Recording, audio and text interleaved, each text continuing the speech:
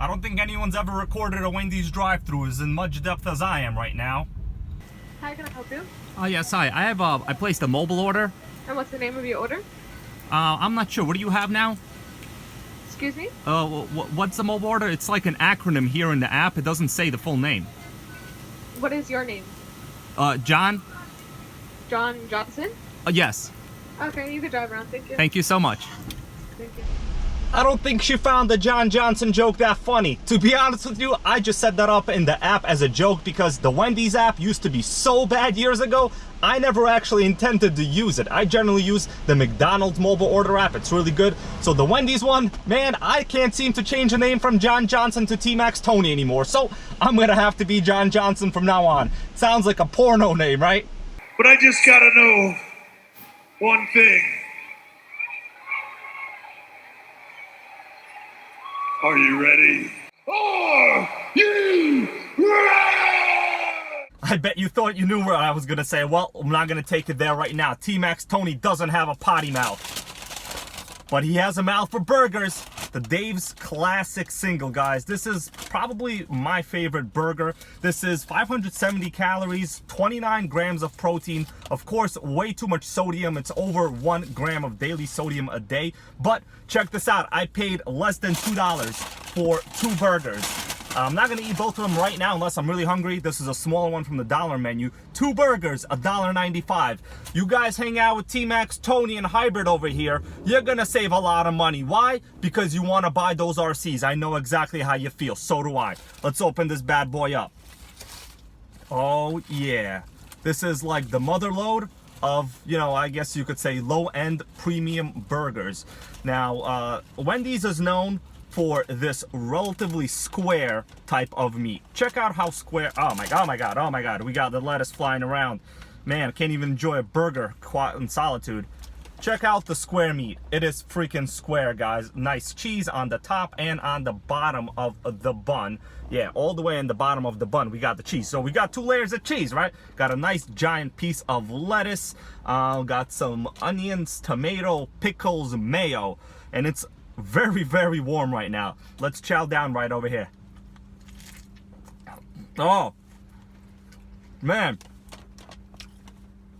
29 grams of protein for the amount that I paid.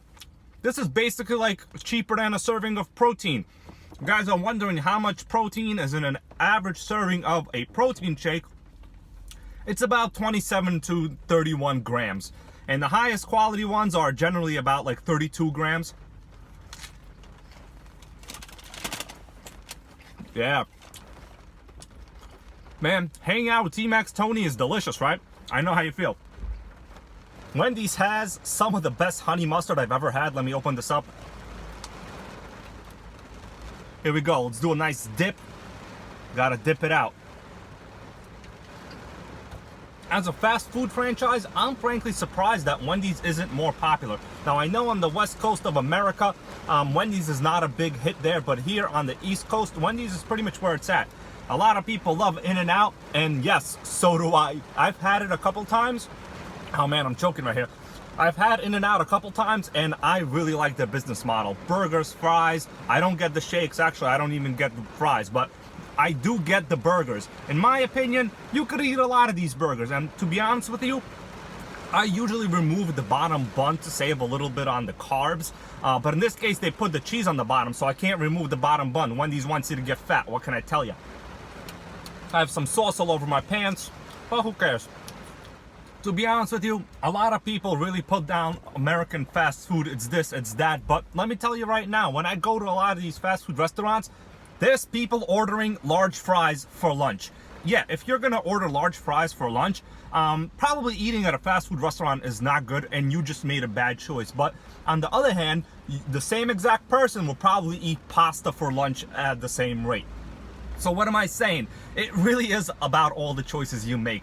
The way I look at burgers at any fast food restaurants, it doesn't matter if it's a burger, a taco, a burrito, it doesn't matter, pizza. It's all about the protein. The more protein, the better. The cheaper, also the better. And the goal is to really reduce some of the carbs. Now, in McDonald's, I remove the bottom bun, as I just said. But in this case, you know, oh, yeah, I can remove this little piece right here. So, you know, I'm not going to calculate how many grams of carbs this is because that would be super lame. But let me just eat this right now. Oh, shit. This is probably going to have a massive blooper reel at the end of this video if you make it that far. What's so special about Wendy's?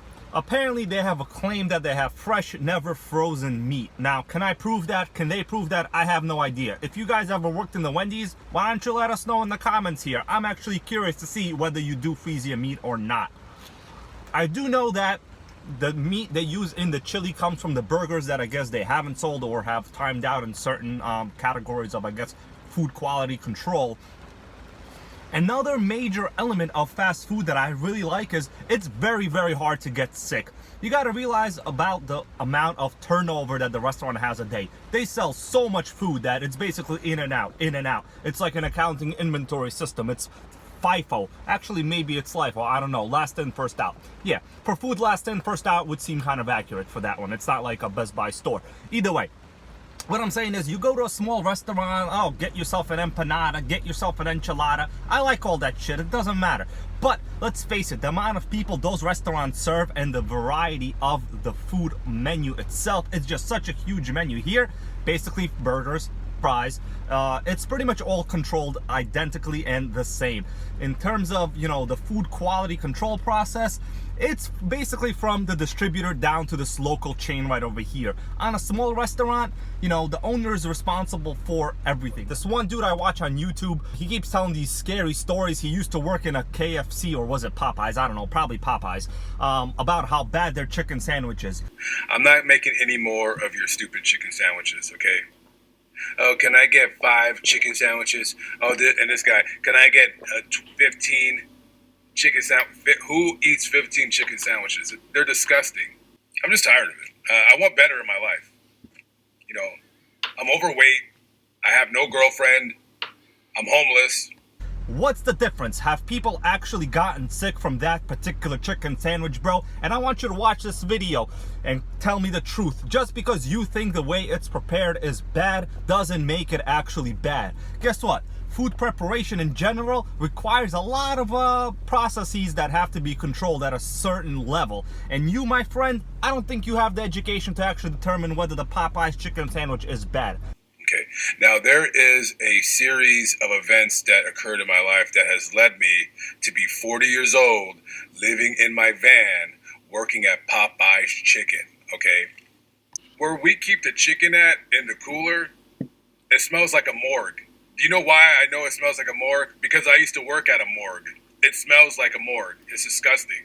Unfortunately, I don't have a Popeyes in my local area, so I'm gonna have to eat Wendy's right now. But for the rest of you that maybe worked in Popeyes, let me know, is it actually bad? And then if you make sure that you say it's bad, what is actually bad about it? Don't just say, I think it's bad. No, give me some proof, give me some evidence. Just like the rest of you guys out there that think the HPI Baja hits 50 miles an hour, show me a speed test result. Don't just put it in the comments. Guess what, on my videos, I always tell you exactly the facts that show you the speed. I never say, hey, this WL Toys does 50 miles an hour. No, because that's a freaking scam. It will come back to haunt me in the future. And what really matters, one of the main elements in business on how you make ethical decisions is you ask yourself, is this something I want to come back to me in the future? If someone ever asks me a question about it, how would I respond to that question? And if you have second thoughts on how you would respond to that question, you probably shouldn't do it and you probably shouldn't say it. Are you thinking what I'm thinking? How does Jason eat? Man, I guess he's undead. He doesn't have to eat, but I gotta eat, guys. Oh, yeah. In reality, I love fast food. The reason is you can always count on it. It's available, it's around, it's everywhere, it's attainable. Those are the main elements I look for. Food is one of those things where, in my opinion, you get it in and you get it out. Literally, not even metaphorically, if you know what I'm talking about. I'm on my last bite of this delicious Dave's single right here. Let me put it away. Oh man, that was great. Got some good high quality protein. Paid very little money. I saved a lot to buy RCs in the future because sooner or later, we're gonna go on another vintage Nitro RC hunt. Alright, so now that I'm done with the burger, what am I gonna drink? I don't have a soda, if you noticed. I didn't order a soda. I'm gonna drink some flavored seltzer. Sometimes I just drink water. So in terms of nutrition, soda is probably the worst thing you could have when you're eating a lot of fatty food for lunch. You know, when I did a study abroad semester in China, I don't remember them ever drinking soda with food. Generally, the way it worked is you drank a little bit of hot lemon water about a half an hour before your meal to aid some of the pre-digestive process. I personally don't even drink after eating for at least, I would say, a half an hour. And if I do, it's gonna be water. It might be some kind of green tea, or it might be a flavored seltzer like this. But getting soda is probably the worst thing you could do. You don't want to combine all the carbs from the food you just ate with all the additional sugar from the soda you just drank.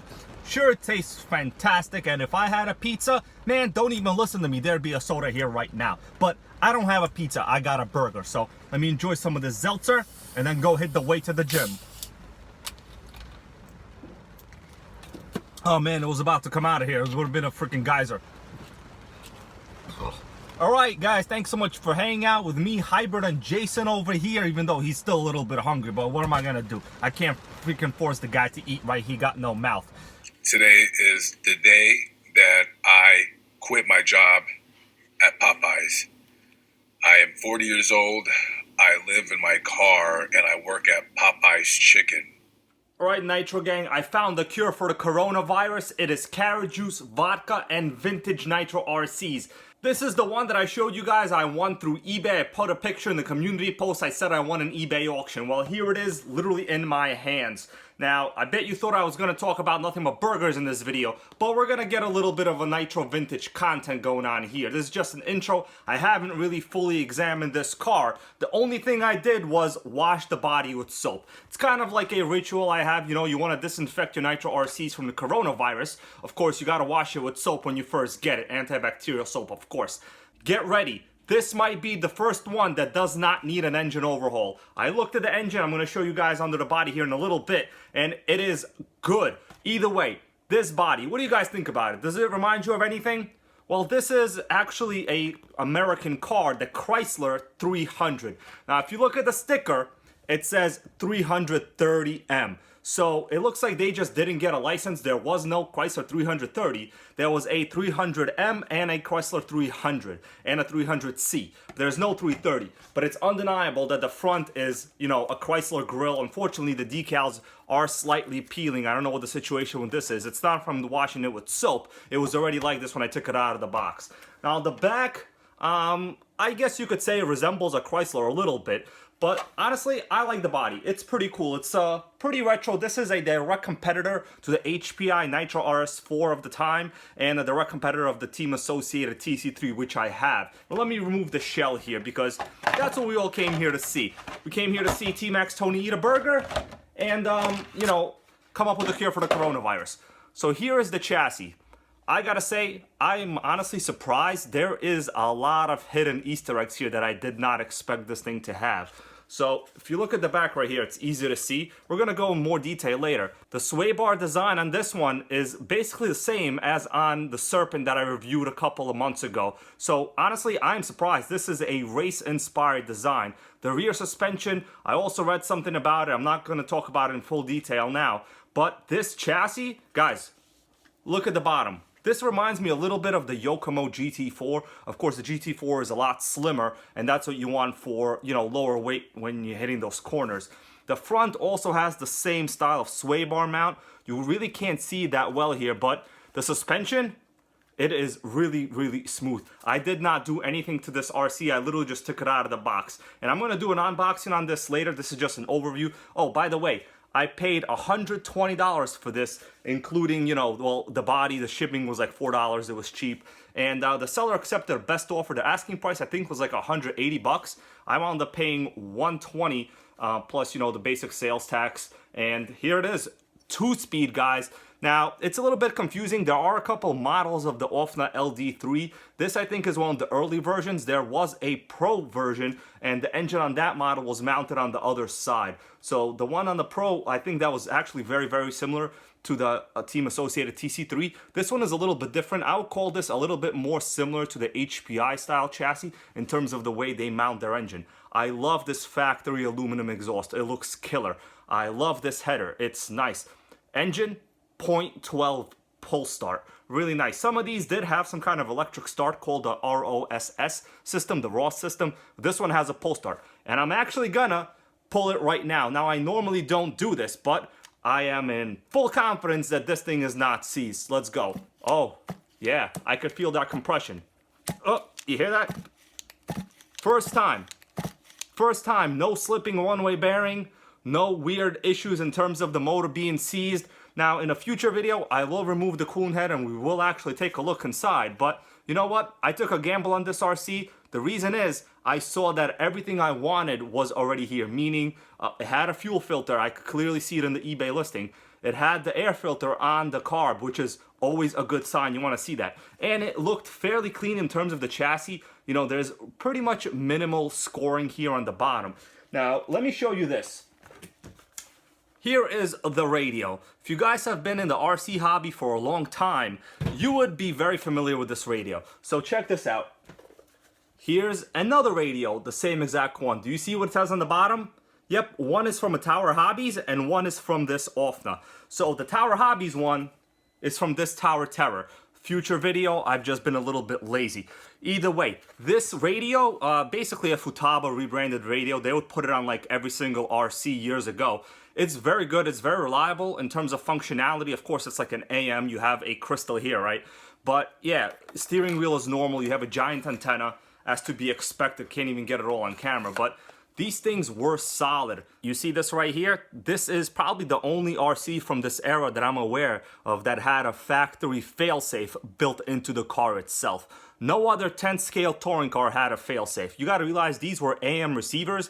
Failsafes at these times, people usually basically just used to buy their own and install it. This one is actually built in. We're gonna check it out later, see if it works. And we're gonna do a whole kind of documentary series on this RC because I am the RC investigator guru, also the RC surgeon, and I found a way to prevent coronavirus from spreading. Get yourself a nice classic vintage Nitro RC car. So there it is, my small intro on this. No full history. I have to still do my own research, look at my old vintage RC magazines, and come up with some good data and materials on this. I was just really excited. You know, I was basically eating a burger. I come home, this thing was in the mail. So I figured I might as well make this video a little bit longer, and we could all have a little bit of fun and Nitro RC vintage history. Oh, 2-speed. You see that 2-speed? All right, guys. See you later. Thanks so much.